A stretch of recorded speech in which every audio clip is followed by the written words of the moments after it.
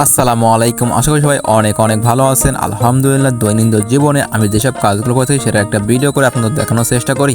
তবে আজকে আমাদের কাজ হচ্ছে পাট কাটতে হবে এবং এর জন্যই আমরা সকাল সকাল ঘুম থেকে করে খাওয়া দাওয়া সেরেই চলে এসেছি আমাদের পাটের জমিতে পাট কাটার জন্য।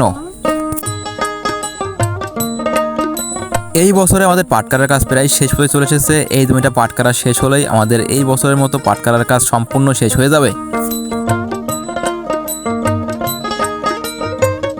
আমরা আজকে জমিতে পাট কাটতে এসেছি। এই জমির পরিমাণ হচ্ছে 1 বিঘা এবং আজকে আমাদের এই 1 বিঘা সম্পূর্ণ পাট কেটে সেরে ফেলতে হবে এবং তারপর সম্পূর্ণ পাটগুলো মোড়া বেঁধে রাখতে হবে, কারণ আমাদের আগামীকাল মোষের গাড়িতে করে এই পাটগুলো বাড়িতে নিয়ে যাব। পাট কাটতে কাটতে আমাদের দুপুর হয়ে যায়, যার কারণে ছোটো ভাইকে বলে রেখেছিলাম যে সে যেন দুপুর টাইমে কিছু খাবার নিয়ে আসে এবং এর মধ্যে ছোটো ভাই রুটি এবং আলু ভাজা নিয়ে এসেছে। সেগুলো আমরা একটু রেস্ট নিয়ে খাওয়া দাওয়া শুরু করলাম এবং এই খাওয়া দাওয়া শেষ করে আমাদের যেটুকু বাকি আছে পাট কাটা, এই পাটটুক কেটে তারপর সম্পূর্ণ পাটগুলো আমরা মোড়া বাঁধবো।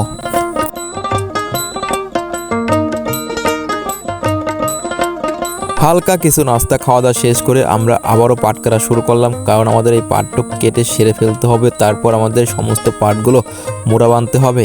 তবে আপনাদের একটা কথা জানিয়ে রাখা ভালো যে আমরা এখানে পাট কাটতেছি আমাদের এই মাঠের মধ্যে মাঠে এবং এই পাশে আমাদের ডান পাশে রয়েছে হচ্ছে বিলের পানি এবং বাম সাইডে শুকনা।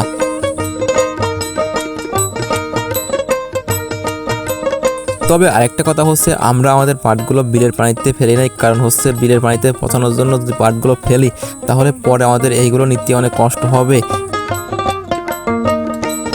যার জন্য আমরা আমাদের পাটগুলো এখনই কাঁচায় কাঁচায় গাড়িতে করে আমাদের বাড়ির পাশের পুকুরের মধ্যে নিয়ে ফেলবো।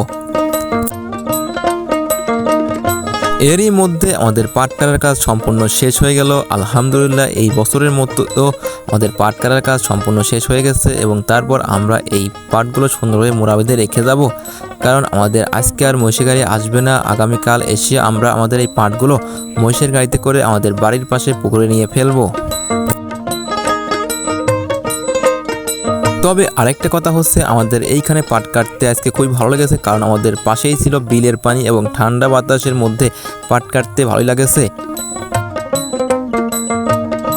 আমরা আমাদের পাট কাটার কাজ সম্পূর্ণ শেষ করে সমস্ত পাটগুলো মোড়া বেঁধে আমরা পাটগুলো গোনা শুরু করলাম এবং গুনে আমাদের পাট হয়েছে প্রায় 900 পাট এবং 1 বিঘা জমিতে আমাদের 900-র মতো পাট হয়েছে।